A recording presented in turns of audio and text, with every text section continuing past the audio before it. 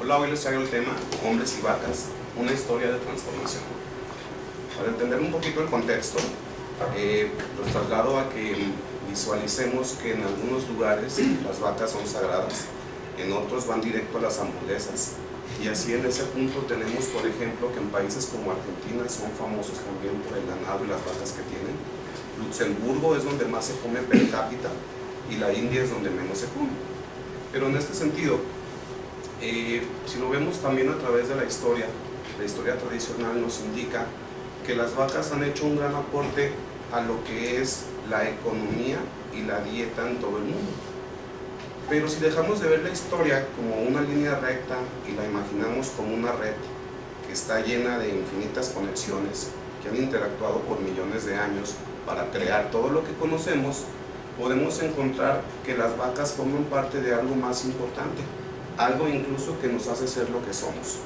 Entonces, para eso retrocedamos un poco en el tiempo, hace 2 millones de años. Estaba el Homo habilis en la Tierra. El 98% de lo que era su alimento lo obtenía de las plantas y las semillas.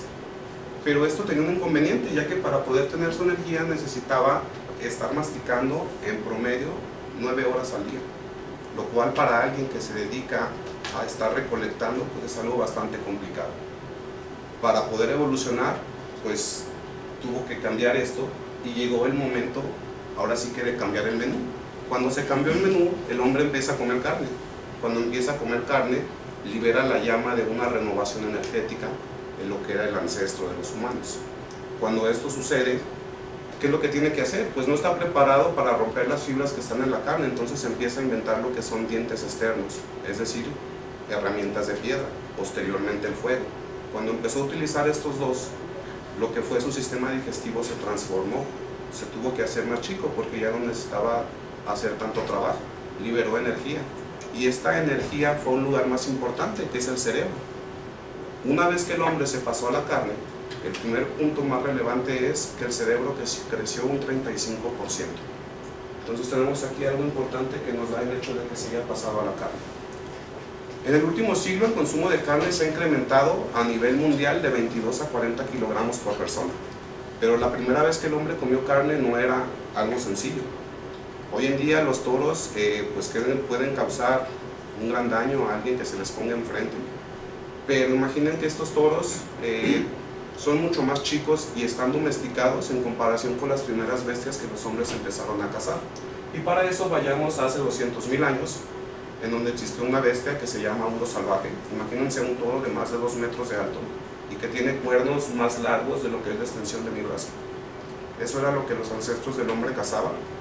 Era complicado porque era una bestia bastante, ahora sí que en aquellos tiempos era un monstruo lo que tenían que hacer, pero el riesgo de cazarlo valía la pena porque una vez que lo hacían podrían conseguir más de media tonelada de carne en proteínas y hierro suficiente para alimentar a toda una tribu.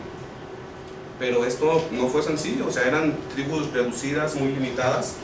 Entonces, a medida que veían que esa lucha con los uros les provocaba caídas en lo que eran, ahora sí que las organizaciones, la gente que formaba parte de la tribu, tuvieron la necesidad de generar una estrategia de comunicación.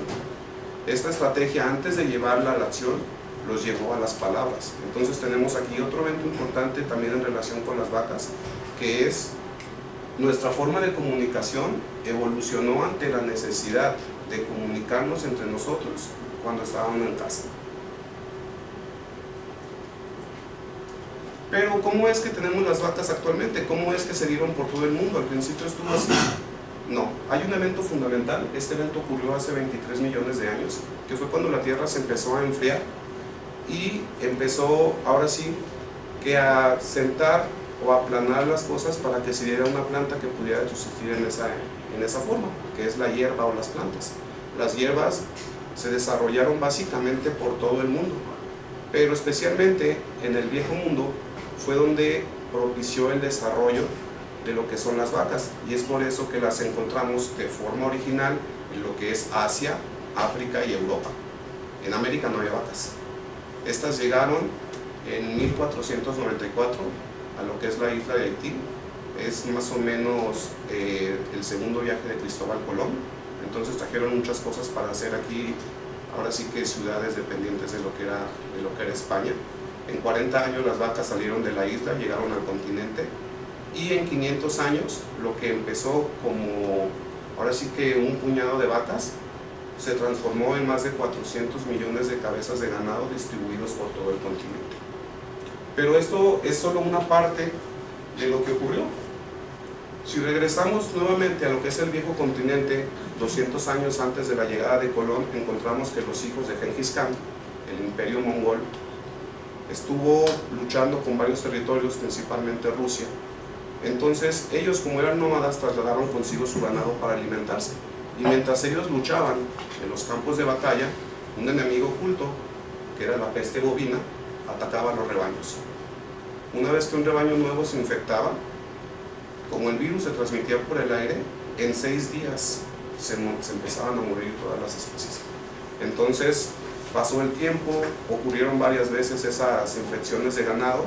Para 1850, lo que fue el viejo mundo tuvo un devastamiento de lo que es de carne de vaca bastante enorme. Entonces ahora se invierten los papeles. ¿Por qué? Porque lo que fue el virus nunca cruzó esa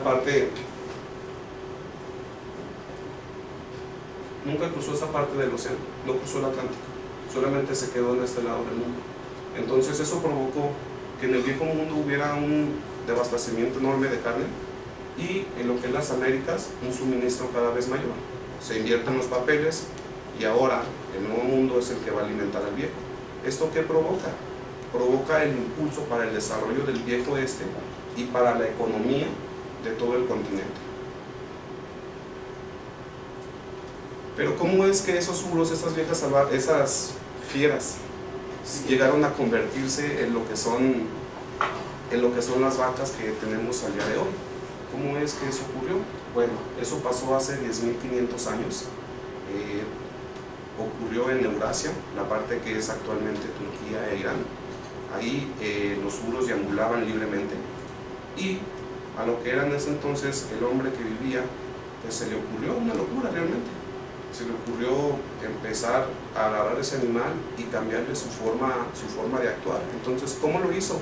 Atrapó pequeñas crías, las encerró, a partir de ahí empezó a alimentarlas, logró que se reprodujeran y se quedaba con las crías más dóciles, las que eran, ahora sí, que menos violentas o que le causaban problemas. Las demás pues se las seguía comiendo, y de esa forma fue generando un rebaño que, debido a eso, se puede decir que efectivamente las vacas no es una evolución natural, sino que son el resultado de un invento del hombre. Y todas las vacas que conocemos al día de hoy, que están por todo el mundo, son el resultado de este primer rebaño que existió. Como conclusión podemos decir que cuando los ancestros de los humanos empezaron a comer los ancestros de las vacas, liberaron una red de conexiones que fomentó la evolución.